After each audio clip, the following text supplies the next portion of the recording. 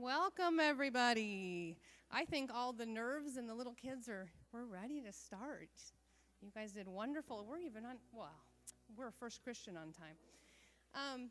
I'd like to welcome everyone to First Christian Church. You are presently going to see the preschool through 5th grade Christmas program called the Best Christmas Pageant Ever. I have been informed that some people may have not gotten a candle. And I have my two gentlemen ushers. If you would just pop up your hand if you don't have a candle. Pop up your hand. You see them here, guys? Pop up your hand. And parents, if you have children that are in the pews, that is your decision whether they have a candle or not. And we'll wait for those to get passed out.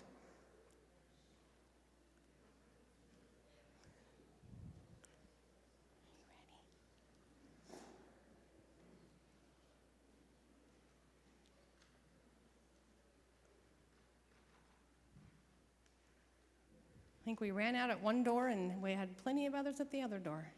Hard to predict those things.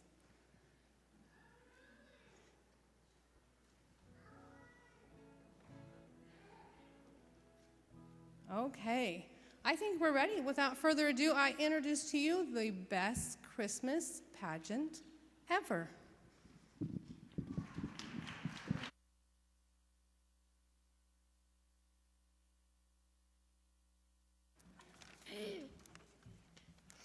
To help us celebrate, we will light the candle of Advent. The candles that signify that Jesus is the light of the world. We will rejoice that Jesus is Emmanuel, God with us. As we light the first candle of joy, we are reminded that when Jesus comes into our lives, he brings joy.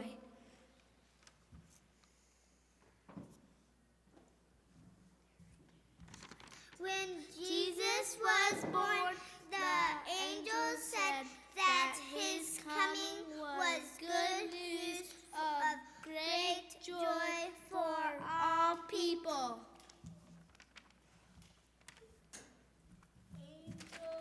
Shepherd on high, sweetly singing o'er the plains and the mountains in reply, echoing their joyous strains. Oh,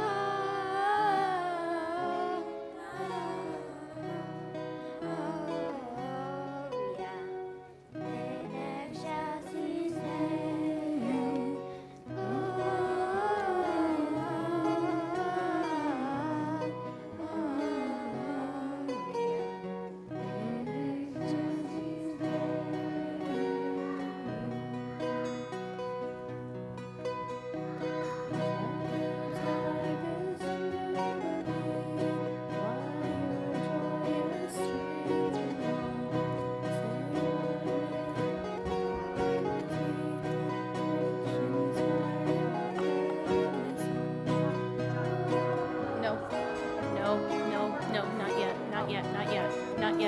Not yet.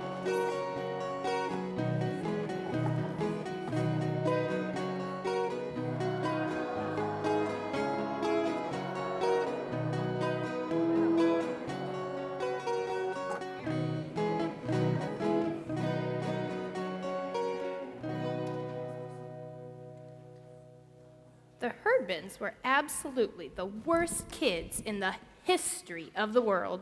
They lied and stole and smoked cigars and talked dirty and hit little kids and cussed their teachers and set fire to Fred Shoemaker's old broken-down tool house. It was a terrific fire. 2 engines, 2 police cars, and all the volunteer firemen, and 6 donuts from the Tasty Lunch Diner. The donuts were supposed to be for the firemen, but by the time they got the fire out, the donuts were all gone. The Herdmans got them. What they couldn't eat, they stuffed in their pockets and down the front of their shirts. The fire chief gave all of us kids a lecture about playing with matches. Turns out, though, The neighbors had been pestering Mr. Shoemaker to do something about that old tool house because it was about to fall down anyway. So they said the fire was a blessing in disguise. My father said it was the only good thing the Herdmans ever did, and if they had known it was a good thing, they wouldn't have done it at all. I was always in the same grade with Emma Jean Herdman, and what I did was stay out of her way.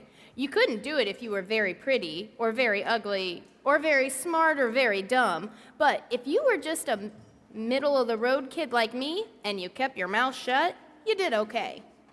As far as anyone could tell, Emma Jean was just like the rest of the Herdmans. She never learned anything either, except dirty words and secrets about everybody. It was no good trying to get secrets on the Herdmans. Everybody knew about all the awful things they did. You couldn't even tease them about your parents or holler, "Your father's in jail," because they didn't care.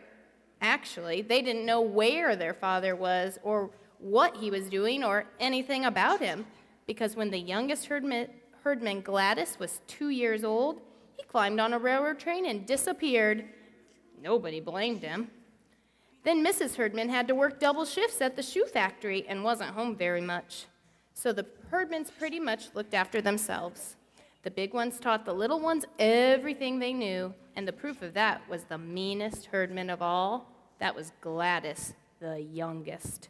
We figured they were headed straight for hell by the way of the state penitentiary until they got themselves mixed up with the church and my mother and our Christmas pageant.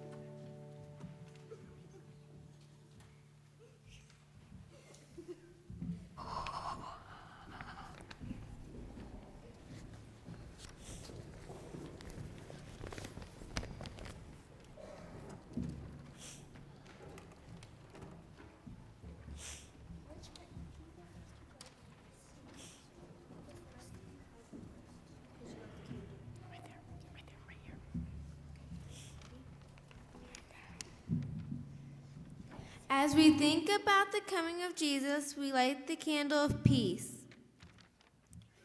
Jesus Christ is the Prince of Peace.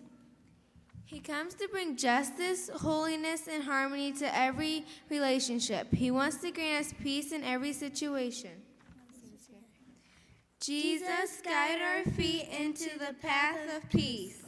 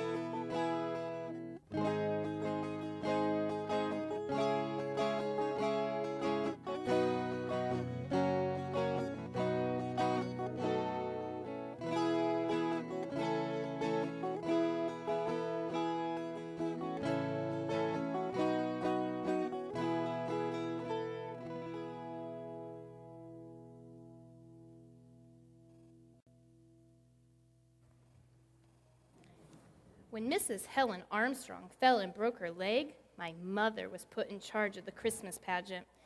Our Christmas pageant isn't what you'd call 4-star entertainment. Mrs. Armstrong breaking her leg was the only exciting thing that ever happened to it. The script is standard: the inn, the stable, the shepherds, the star. and so are the costumes. And so is the casting. Primary kids are angels, intermediate kids are shepherds, big boys are wise men. Elmer Hopkins, the minister's son, has been Joseph for as long as I can remember, and my friend Alice Wendelkin is Mary because she's so smart, so neat and clean, and most of all, so holy looking. All the rest of us are the angel choir, lined up according to height because nobody can sing parts. But this year was different. My brother Charlie had told the herdmans that there would be cake at the rehearsal, and suddenly they all wanted to be in the Christmas pageant.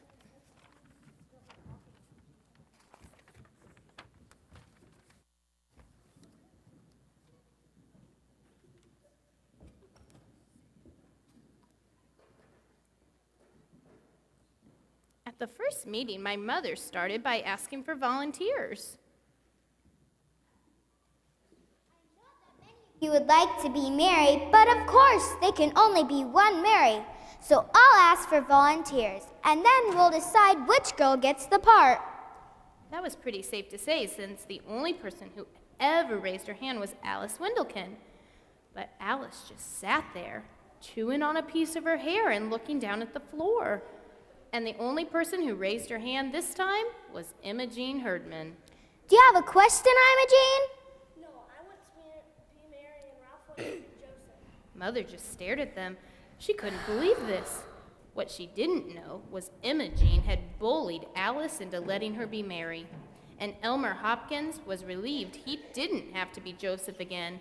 Last year, he tried to pay Grady Baker 50 cents to be Joseph, and he wouldn't do it. Nobody volunteered to be the wise men either, except Leroy, Claude, and Ollie Herman. So there was my mother, stuck with a Christmas pageant full of herdmans in the main roles.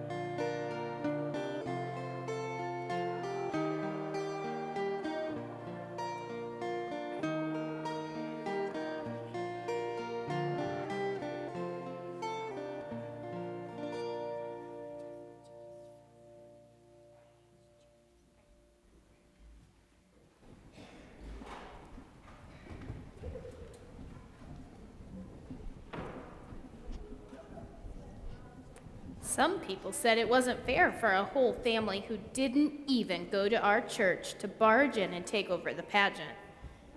My father said, "Somebody better lock up the Women's Society silver service." My mother just said, I'd rather be in the hospital with Mrs. Armstrong.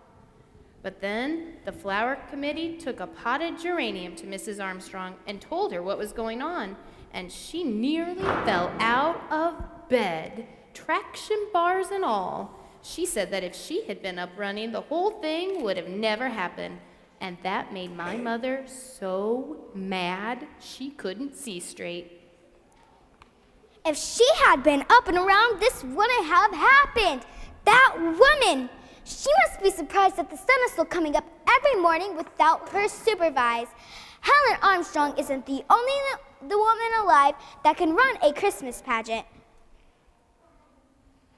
I'd make up my mind to do the best I could do under the circumstance. But now, I'm going to do it with the herdmans too. After all, they raised their hands, and that's that. So Mother called the first rehearsal.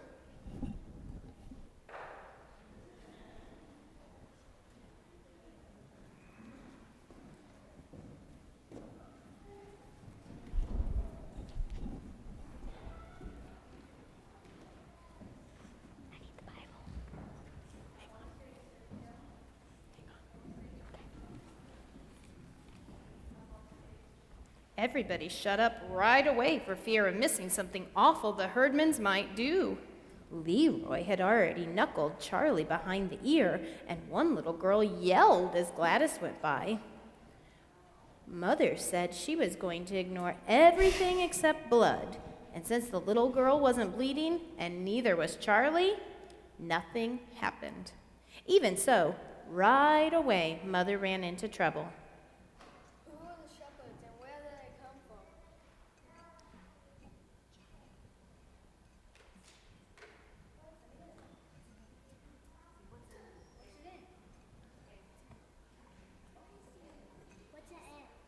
It's like a motel where people go and spend the night.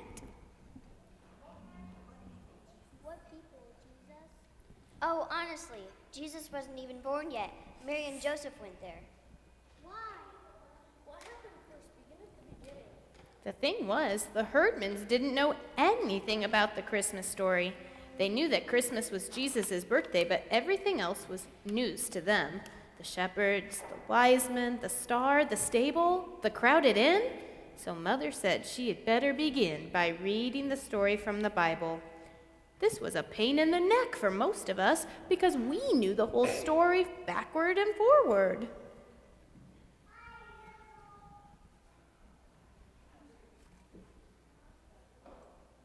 Mother and Joseph, his pregnant wife, being great with child. I don't think it's very nice to say Mary was pregnant. But she was. I'm not supposed to talk about people being pregnant. I'd better tell my mother. Tell her what? That your mother is talking about things like that in church.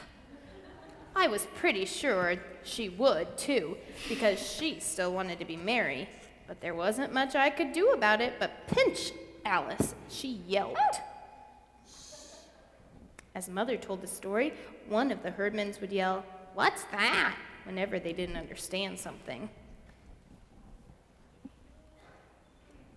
You mean there wasn't any room in the inn, not even for Jesus? Well, now, nobody knew the baby was going to turn out to be Jesus. You said Mary knew. Why did she tell them? I would have told them more. I would have told them. What was the matter with Joseph that you didn't tell them? Her pregnant and everything. What was that? They laid the baby in the manger. Is that like a bed? Why would they have a bed in a barn? That's just the point. They didn't have a bed in the barn, so Mary and Joseph had to use whatever. What would you have done if you had a new baby and nowhere to put it in? We put glass in a dresser drawer. That's just the point. You didn't have a bed for Gladys, so you had to use something else. Mary and Joseph used the manger, a feeding trough for animals.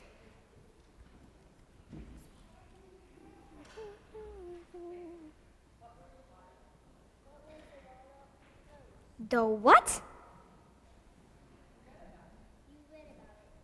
Swaddling clothes. Long ago, people used to put their babies in long pieces of material so they couldn't move around.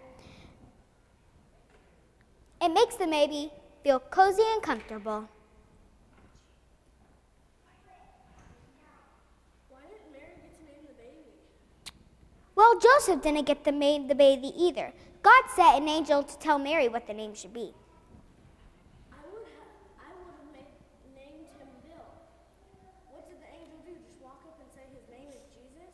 Yes. But then Alice Wendelkin had to open her big mouth. I know what the angel said. She said, "His name shall be called Wonderful, Counselor, Mighty God, Everlasting Father, the Prince of Peace." I could have hit her.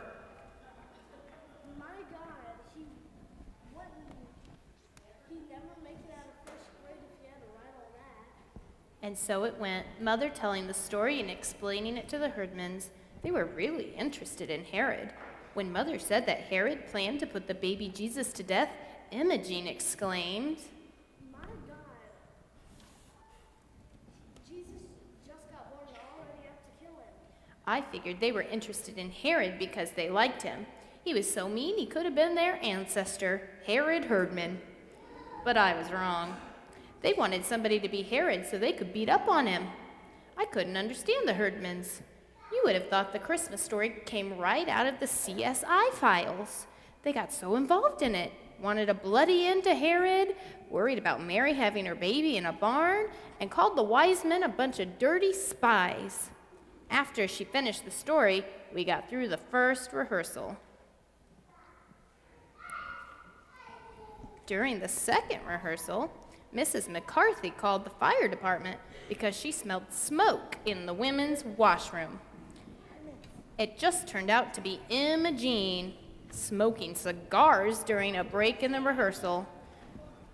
But while everyone was milling about on the street, the applesauce cake the ladies on the potluck committee had been making burned up. When Reverend Hopkins heard about the fire, he asked Mother if we should just call the whole thing off. He said the whole church was in an uproar, and he didn't think anyone would even come to see the pageant. But he was wrong. Everybody came, mostly to see what the Herdmans would do.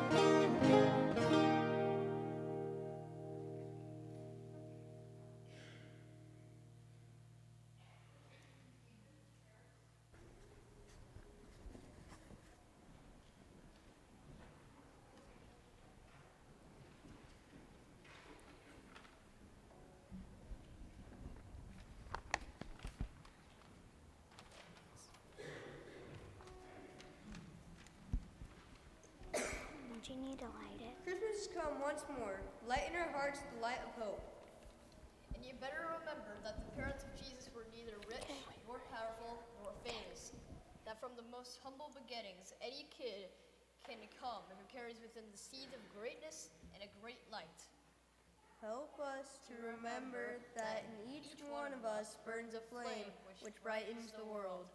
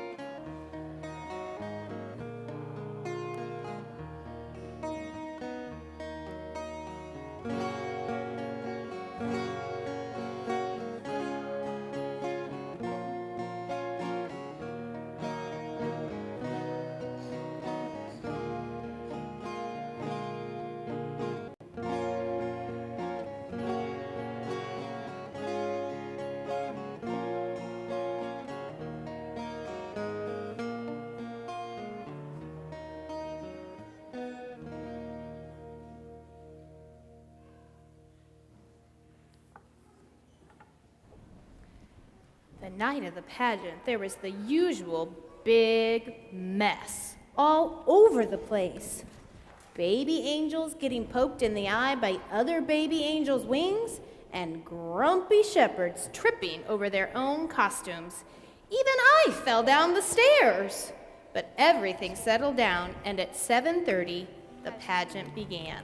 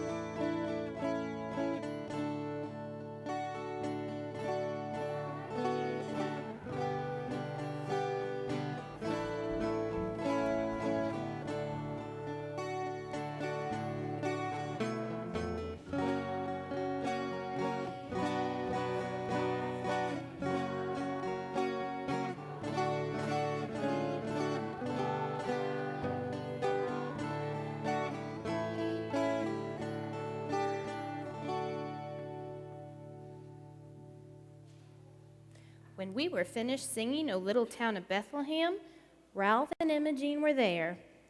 Only for once, they didn't come in through the door pushing and shoving each other out of the way. They just sat there for a minute, like they weren't sure if they were in the right place. Because of the spotlights, I guess, and the church being full of people. They looked like the people you see in the 6 o'clock news, refugees in some strange, ugly place with all their boxes and sacks around them. It suddenly occurred to me that this is just the way it must have been for the real Holy Family, stuck away in a barn by people who didn't much care what happened to them. They could have been very neat and tidy, but they weren't.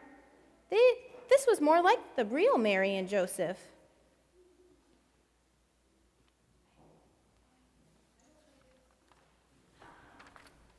I don't think it's very nice to burp the baby Jesus, as if he had colic.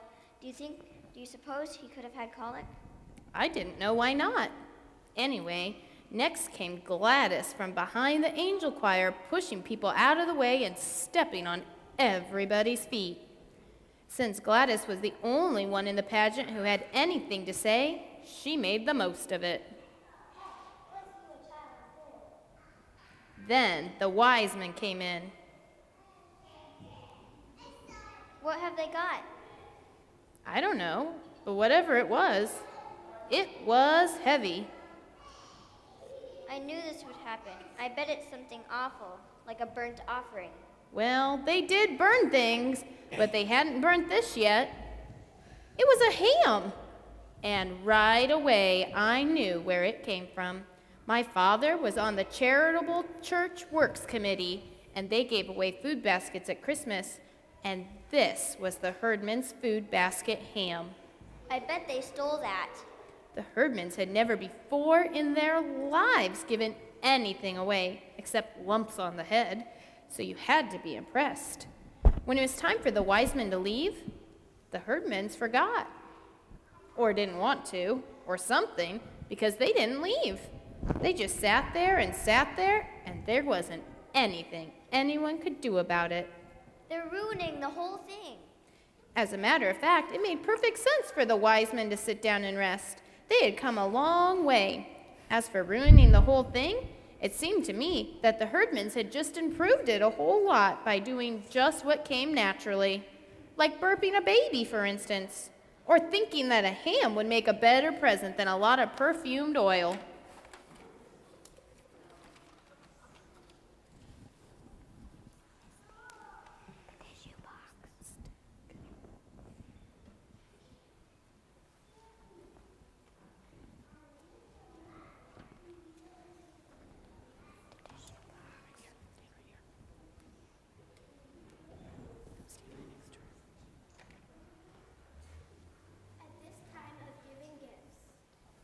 Lovingly made and carefully chosen at this time of sharing was another that which is deepest and dearest. Light in our hearts the light of love, heal in our hearts the wounds of misunderstanding, mistakes, and regrets. Help us to reach out with joy for the gifts which life and love offer us. Grant us each one a wise and understanding heart.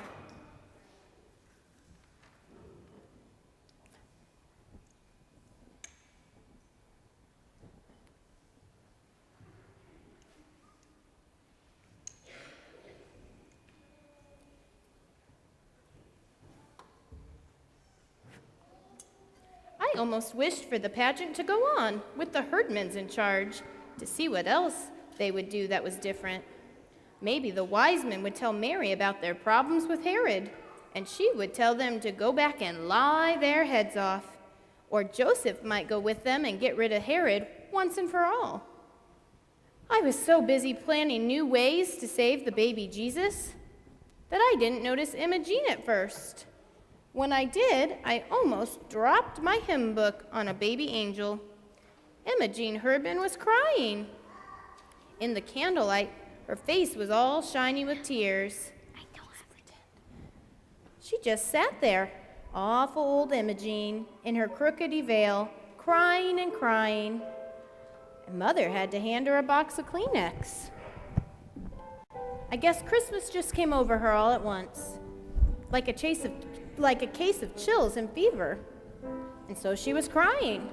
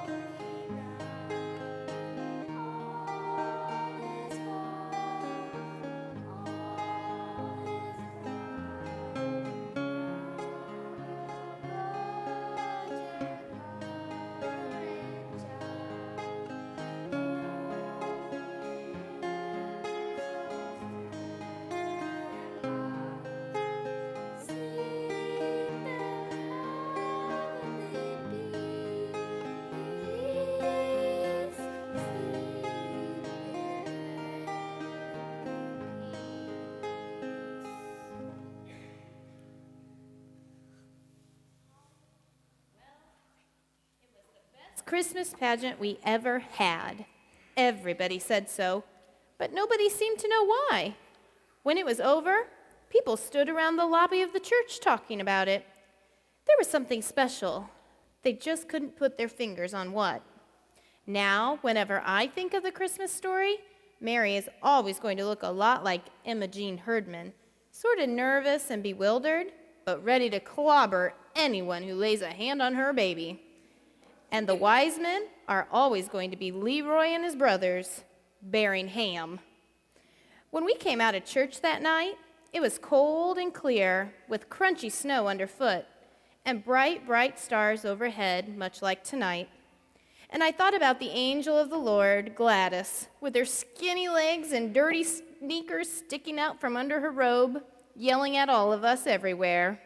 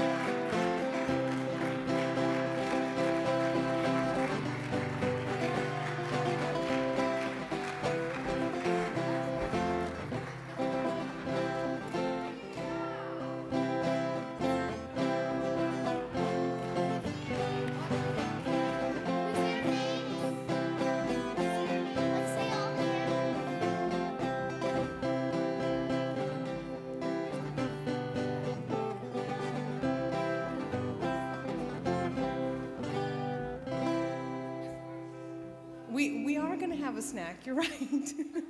Where's the snack? We worked hard. Downstairs in the large hall, we have some refreshments, some cookies, some drinks that ladies in the church have made. I know, you ready to eat? Thank you, everyone, for coming, and I hope you all have a very Merry Christmas.